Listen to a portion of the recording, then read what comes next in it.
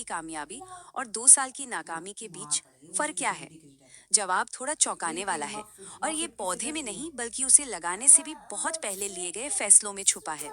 तो चलिए इस विषय की गहराई में उतरते हैं। make a बाग list की असली 10 ताकत ways उसकी in नींव होती है। which ये वो अनदेखा trees काम है जो are या तो एक useful मजबूत us. विरासत बनाता है या फिर एक You बेहद must eat कमजोर शुरुआत। vegetables, इस स्लाइड पर fruits, जो लिखा liquid है and उसे ध्यान से समझिए। healthy. बाग का Pretend like भविष्य you. पूरे 25 साल पौधा लगाने से पहले के सिर्फ 45 दिनों में तय हो जाता है। ये सिर्फ एक तैयारी नहीं है, ये भविष्य में किया गया सबसे शक्तिशाली निवेश है। तो ये शक्ति आती कहाँ से है? इसके दो ही मुख्य स्तंभ हैं जो बाग की तकदीर तय करते हैं। पहला, सही समय, जब कुदरत पौधे को अपनी अंदरूनी ताकत जमा CAUNI. करने का मौका देती है।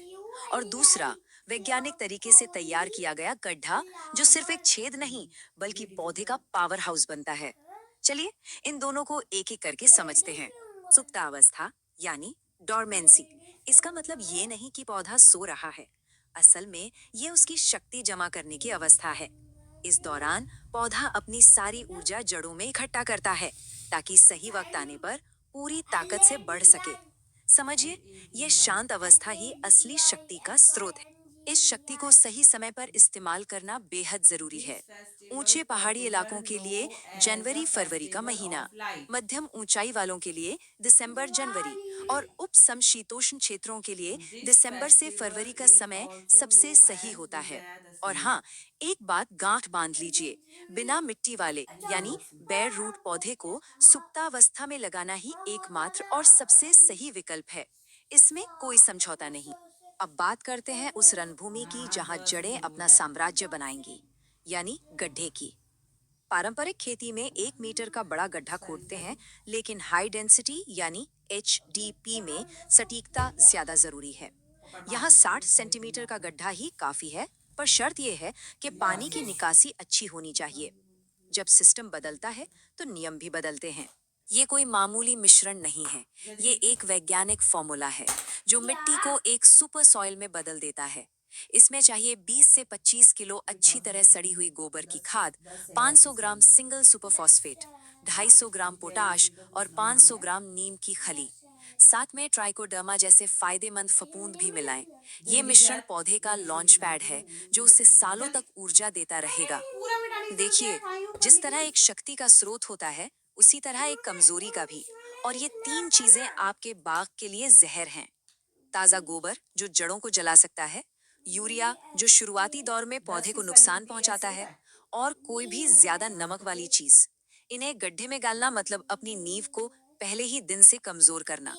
तो आप जब शक्ति का केंद्र 10 मिल यानी गया अब। गड्ढा तैयार है, तो चलिए उस सटीक तरीके को देखते हैं जिससे पौधे सेरा। की पूरी क्षमता को बाहर लाया जा सके। इस नंबर को जरा ध्यान से देखिए। सिर्फ एक संख्या, 15 से 20 सेंटीमीटर, ये आपके बाग 26 का के निकाल दो। जीवन और मृत्यु का सवाल बन सकती है। ये दूरी है ग्राफ्ट यूनियन यानी कलम के जोड़ की। इसे हमेशा हमेशा लिखा ना जमीन देख से करके लिखिए 15 तो से कैसे 20 लिखोगे पहले सेंटीमीटर 10 फिर ऊपर रखना सेरा। चाहिए। क्यों?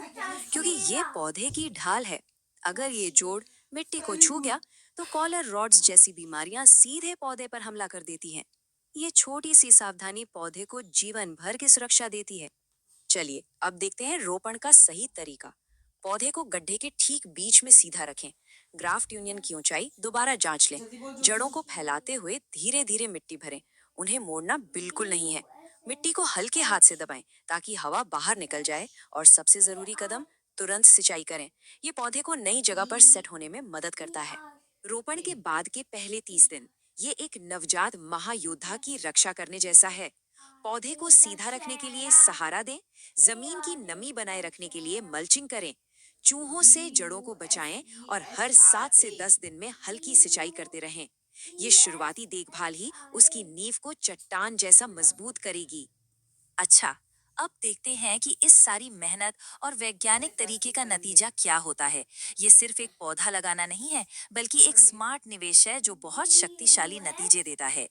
इस स्लाइड पर सेरा एक नजर डालिए।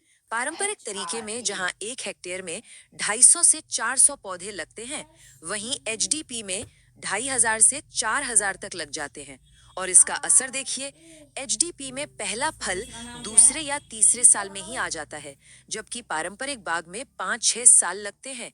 ये सब रफ्तार का खेल है।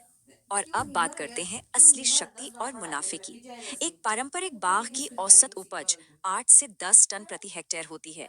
वहीं एचडीपी की उपज 30 से 40 टन तक पहुंच जाती है। इसका सीधा मतलब है कि निवेश पर रिटर्न यानी आरओआई पारंपरिक तरीके में 10 से 12 साल में मिलता है, जबकि एचडीपी में सिर्फ 5 से 6 साल में ही आपकी लागत वापस आ जाती है। ये चार्ट पूरी कहानी को साफ साफ दिखा रहा है।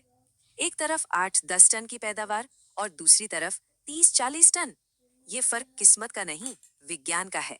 ये उस मजबूत नींव का नतीजा है जिसे पहले 45 दिनों में बनाया गया था। तो निचोड़ यही है, हाई डेंसिटी प्लांटेशन यानी एचडीपी सिर्फ एक नया तरीका नहीं है, ये एक स्मार्ट निवेश है जो कम